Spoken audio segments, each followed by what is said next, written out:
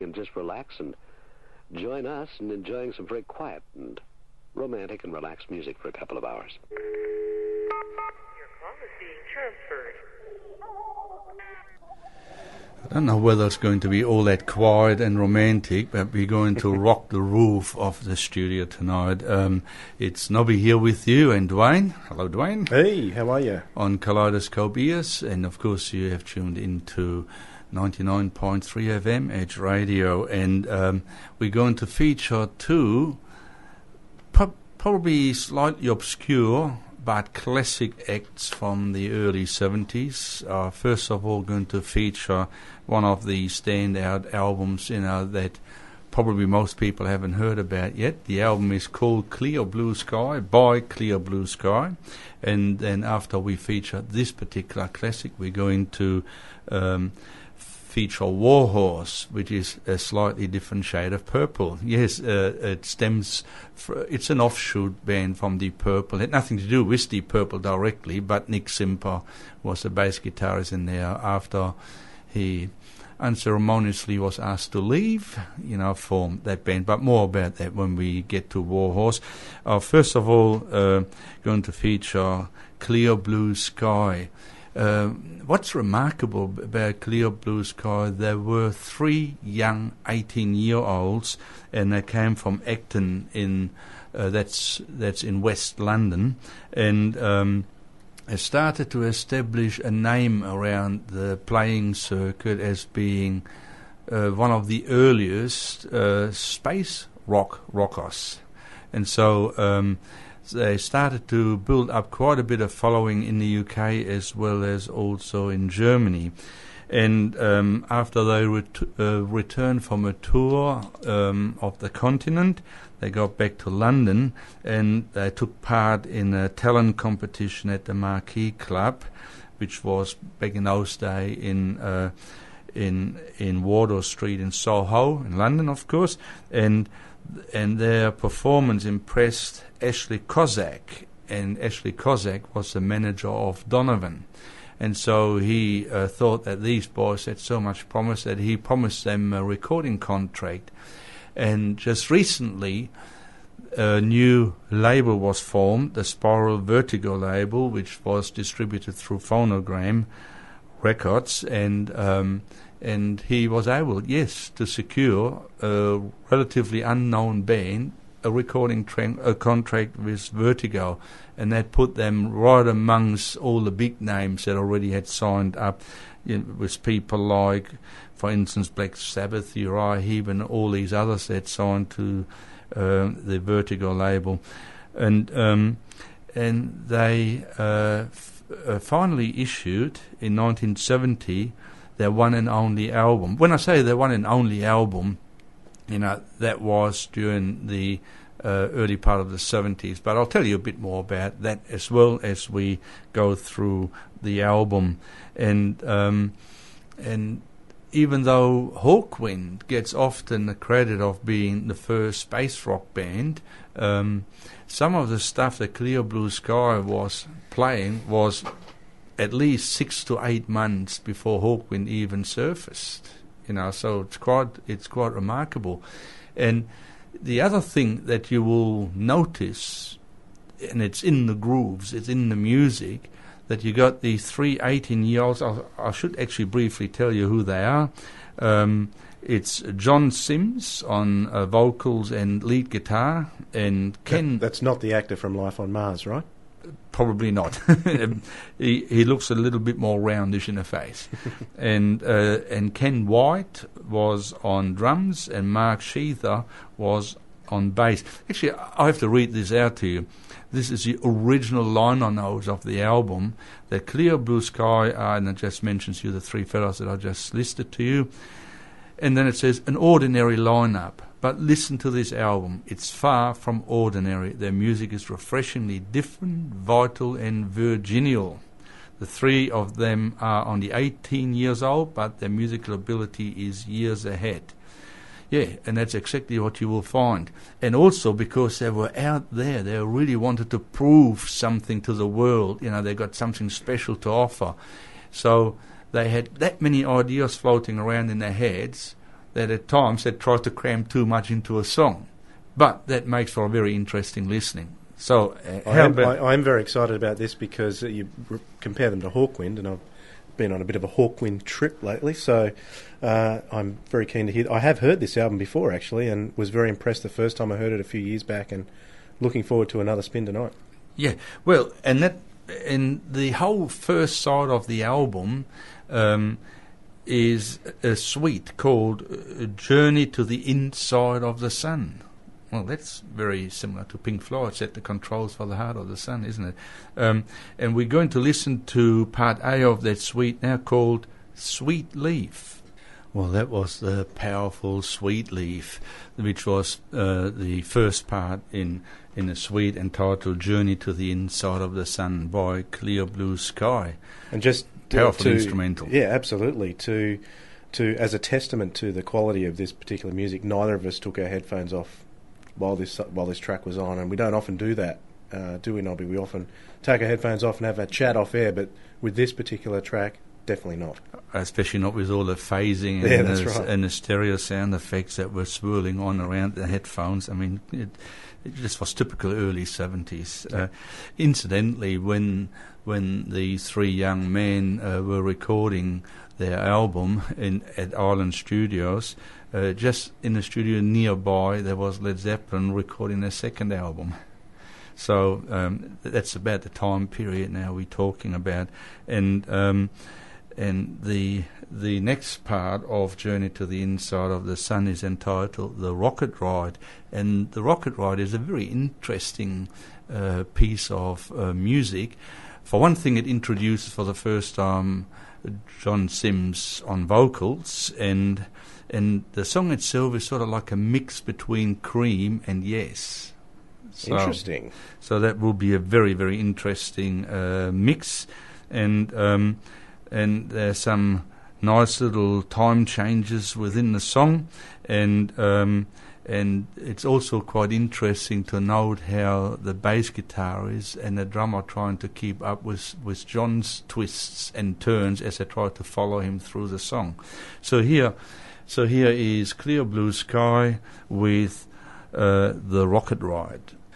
And that was the final part to the suite entitled Journey to the Inside of the Sun, and a song entitled I'm Coming Home, which also completed the A-side of the 12-inch vinyl classic album from 1970.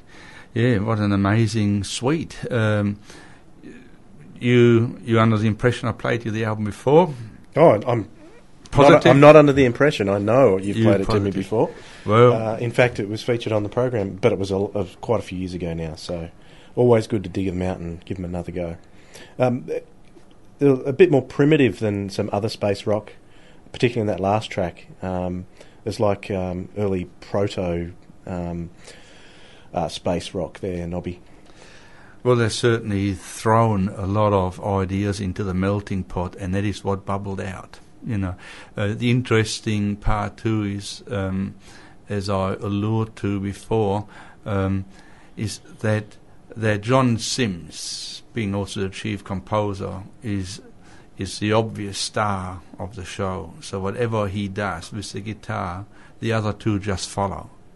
They try to fill in the blanks and just create some absolute magical moments there. Some of the guitar playing so far on the album has been quite stunning. And so is the artwork.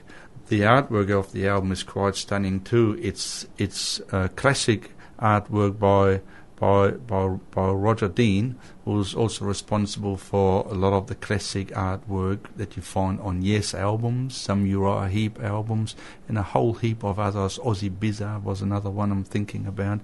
So a simply amazing artwork and a simply amazing, stunning album. And because of its musical quality and the high cult status the album has achieved over the decades, to find an original copy on a vinyl on a Spiral Vertigo label, I meant to say, you'll be paying an arm and a leg for. I've got most of the Spiral Vertigo labels in my collection over the years that I accumulated. That's one that's still missing. Well, you've obviously got your arm and your leg, so you haven't got it yet. No, well, exactly. And I wouldn't go that far anyway. But if I would come across it one day, I'm sure that I would try to endeavour to get a nice copy, because the artwork alone is worth hanging up on a wall. I'm not hanging my vinyl covers on a wall, incidentally. We continue our little space trip with Clear Blue Sky, and start off with the opening track of side 2, a number entitled You Mystify.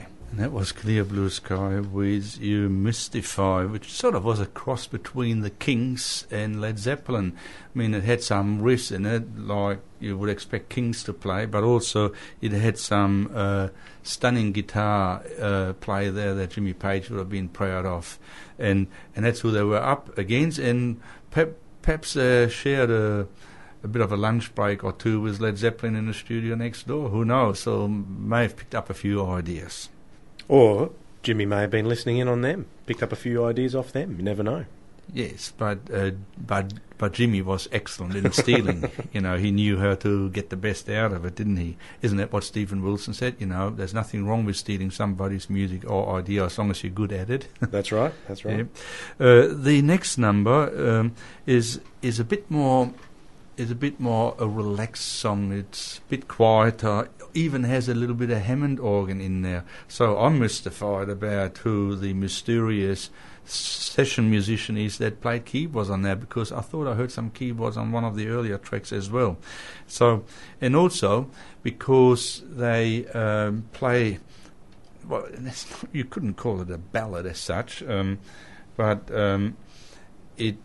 it's a more relaxed kind of atmosphere, which actually gives John Sims more opportunity to let his voice shine, because so far we heard his strained vocals trying to rock it out, you know, and he still had to fill in a little bit there, I suppose, being 18 years old, and I believe. Because the band, I'll quickly tell you that now, that after they had the one classic album, they disbanded, and then for nearly 20 years there was nothing, and then they were they just reformed and did a couple of gigs, started touring, and then issued a number of albums. And in particular, in 2004 or 2005, they issued an album called Mirror of the Stars. Incidentally, all the albums all had this space and sci-fi theme running through them, and this particular one, entitled Mirror of the Stars, is regarded by many critics as probably their standout album. And his voice, now that he's in his 50s plus, his voice is filled out, and you know, and he's quite an amazing singer, I've been told. So I'm trying to check that album out as soon as I get an opportunity to lay my hands on a copy, and I would encourage you to do the same. But exactly how you can find the albums I couldn't tell you, just look it up on the net. So we'll continue now with what could be a ballad, so we'll check it out. It's entitled Tool of My Trade. You are listening to Kaleidoscope Ears on Edge Radio 99.3 with me, Dwayne, and Nobby. And you can text us in the studio while we're on air on 0427 Edge FM. You can also check us out on the web. Check out our interactive playlist at edgeradio.org.au. Look for Kaleidoscope Ears on the program grid, and we're updating the playlist as we speak. And there's usually information and clips on the tracks that we're playing, so if there's anything you like, you can go back and listen again. And you can also follow us on Twitter, Kscope Ears and Edge Radio. Nobby. Yes, and our third pair of ears, Todd, who is sorely missed here in the studio, is listening in to us. He's grown very big ears indeed, hasn't he? He's listening to us from Italy, where he's at the moment. He's on holidays with his wife, having a good time. Good on you. Enjoy your time together, and I hope you enjoy the show, Todd. Yeah, have fun, Todd. And it's good to know that the web link is working. Thanks. Very good. Yeah, we've got the Italian report. Yes. We're going to continue now with the album by Clear Blue Sky, and the next song is entitled My Heaven, and it was kind of designed to become a bit more radio friendly. Maybe they were thinking about a single or whatever. Didn't eventuate. But anyway, so let's hear My Heaven. Well, that's the colour of Clear Blue Sky. Just when you thought, this is a nice sing-along tune, quite pleasant to listen to, it finishes with a blaze of glory, with an absolute stinging guitar solo, just to wake you up out of your doldrums. And talking about a blazing guitar solo, the final track of the album is entitled The Birdcatcher, and again, the album finishes on a very strong note with an absolutely blazing guitar solo. There's also a bit of flute in there, which is a bit reminiscent of Jethro Tull, so you can see they were borrowing from everything, using all kinds of elements to create their own type of music. So let's finish off this classic album, with that final number, The Birdcatcher. Enjoy the ride. Well, that was the final note to Clear Blue Sky. What a amazing little gem there. They got back to basics right at the end there. Yeah, very basic. Very basic. Yes. You thought you were the only one that could tell dad jokes, Nobby. Yeah, no, but I picked that one up straight away. Yeah, it was quintessential. Ah, very good. Right. Last week we featured Captain Beyond, which had Rod Evans on lead vocals, who came from the original lineup of Deep Purple. And tonight we're going to have another shade of purple in the form of Nick Simper, who was the bass guitarist in the original lineup. And after he was asked to leave the band, I don't know why, I mean, he's a brilliant bass guitarist. I suppose they brought Roger Glover in, and I mean, that speaks volumes in itself. He's just simply amazing. But I thought that Nick Simper was quite amazing in his own rights as well.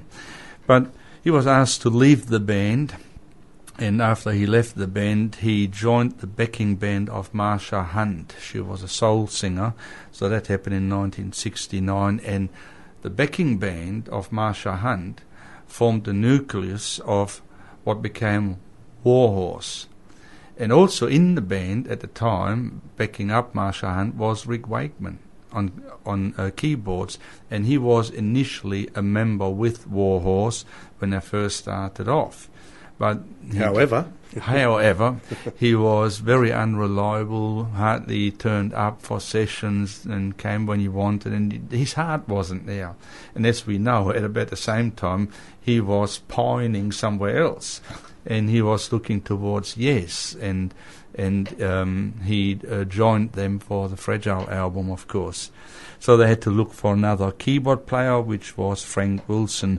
Just to go through the lineup of Warhorse, we had Ashley Holt on vocals. That's quite interesting because he later on became the lead singer on quite a few of the classic Rick Wakeman albums. Okay. Right? And it had Get Peck on guitar, Mac Poole on drums, and of course Nick Simper on bass, and Peter Parker on guitar. So they had a twin guitar assault. Their type of music was sort of like heavy metal and progressive rock with a strong Hammond organ influence, and because of their keyboard hard rock connotations, it was unavoidable to make comparisons to Deep Purple. So when Warhorse came out with their first album, which was the self-titled album called Warhorse, incidentally also it was issued on the classic Spiral Vertigo label, and a very rare gem. I'm holding it in my hands. You can all go green in envy, like the cover. No, it's fantastic. Sort of it's a misgem because you had all these other bands that became huge at the time, like Black Sabbath, Led Zeppelin, Uriah Heep, and Emerson, Lake and Palmer, Yes, and there were just so many great bands that just popped up like mushrooms out of the ground, and a band like Warhorse, who also came up at the same time, almost were overlooked. And so we want to try and set their record straight tonight as well, because there are some absolutely fantastic musical moments on both their albums. They brought 2 albums out. The second album is called Red Sea. We're going to feature some tracks from that later on as well in the second hour, and we're going to get right into it now, and you will straight away, as soon as you hear the first few notes, you'll know already what you're going to be in for. The opening track on their first album is entitled Vulture Blood. So is that the first time you hear Warhorse? Yes, it is, Nobby. Yeah, I haven't heard that one before. Well, there you got it. Keyboards blasting, some great guitar, some strong rock vocals, although he was shouting a bit much, was he? Yeah, I'm not a big fan of the Hammond organ, though, but it's certainly very characteristic of that particular time period. There was lots of that going about, but it was still good. Yeah. But that was only the opening track to the album, and the album seemed to improve with song after song, and it just seems to hit a peak somewhere along the middle. But we're going to continue with the second song, which was entitled No Chance. Well, this number by Warhorse is entitled Burning, and the band was burning. I mean, they were absolutely cooking. Some brilliant bass guitar playing there, a sensational little killer solo there in the middle, and the keyboards. I was very impressed with the keyboards on that one, much more so than the first track. You just told me before that you didn't like Hammond keyboards. Well, that was better. Yeah. I enjoyed that one much more. And it's going to get better still. Like I said, they seem to get better with each track as they went along, but you could not hide the Purple influence here. With Captain Beyond that we featured last week, well, there were some songs, but only vaguely reminiscent of Deep Purple. With Warhorse, the connection seems to be a lot stronger, isn't it? Yes, it does seem to, in style as well, yeah. And as far as the keyboardist Frank Wilson is concerned, I mean, he's equally as good as John Lord of Deep Purple, or Ken Hensley of Uriah Heep, or Vincent Crane from Atomic Rooster, and even to Keith Emerson. When he played with the noise. When he played with the noise, he played more of a Hammond organ sound as well. It was not until he joined Emerson, Lake and Palmer that he had some more, that he expressed himself more in a classical style. But the Hammond organ was the keyboard towards the end of the 60s and the early 70s. The next song that we're going to play you from the self-titled first album by Warhorse is the only cover version they do on the album, because all the other songs were their own composition. But the next number was the Easy Beats song called Saint Louis, which was a big hit for the Easy Beats, of course, all over the world, and they did their rock version of it. Incidentally, they issued that song as a single as well, and in Germany it was issued on a picture sleeve single, which repeated the artwork of the album, which is a highly collectible 7-inch piece of vinyl, so that you want to search that one out too. Also on the Classic Spiral label, on the Spiral Vertigo label, so that's something to search out the internet for. Just have a look on eBay, you might be lucky. So here is Warhorse with their only single release from the album, the Easy Beats classic Saint Louis. Well, that's about as commercial as we get tonight with Warhorse. That was their cover version of the Easy Beats classic Saint Louis, and believe it or not, they actually had a chart success with it in Germany. I don't know how high it got, but I got some faint recollections. It might have even made the top 10 over there. So there you go. The next song is entitled Ritual, and that's featuring a really nice guitar solo, beautiful guitar solo by the second guitarist, by Get Peck, and also here the band had been accused, especially Nick Simper was accused to trying to rip off the Purple classic that he played on called Ring That Neck. So they a lot of people thought it's too closely associated with it. But anyway, it's a number all on its own, and if it sounds anywhere near as good as Ring That Neck, then it's a worthwhile listen. So let's do that together. And that was the final track of the self-titled first album by Warhorse, and the song was entitled Woman of the Devil. And amongst a lot of musical highlights that you can find on the album, this somehow stands out as a standout track.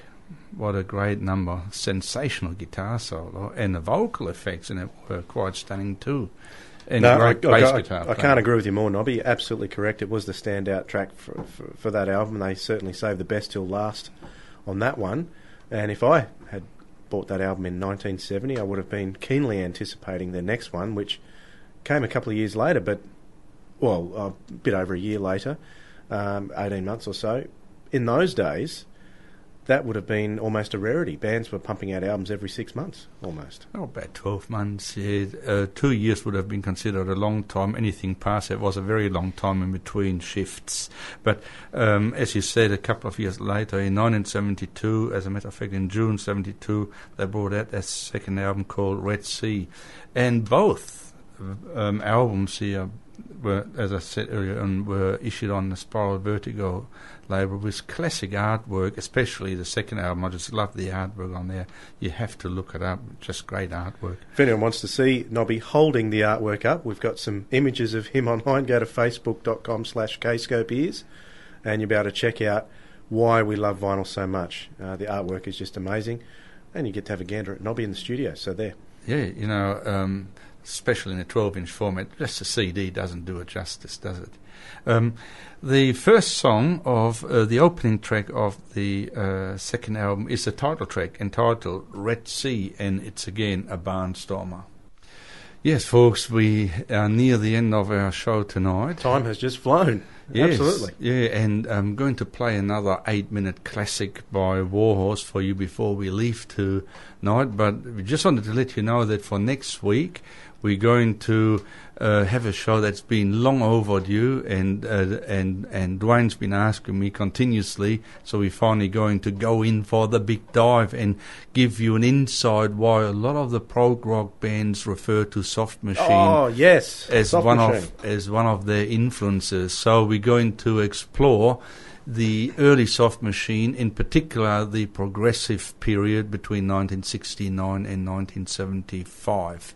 So we're going to really explore them. Looking forward to that one. Yes. Don't forget to check out our internet spots, Kscope Ears at Facebook and Twitter, and also kscopeears.com and edgeradio.org.au, where you can see our interactive playlist.